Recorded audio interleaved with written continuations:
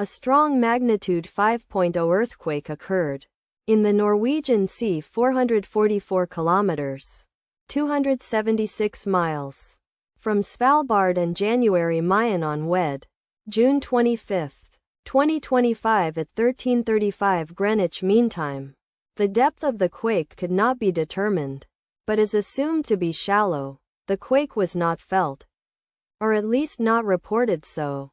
First to report, GFZ after 6 minutes. The earthquake occurred 39 weeks after a magnitude 5.1 earthquake had hit on Monday, September 23, 2024, at 5:08 a.m. GMT +0 local time.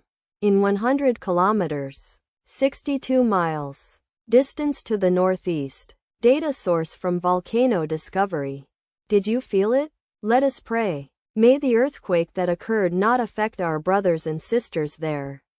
May the earthquake not happen again. And may God protect everyone. Amen.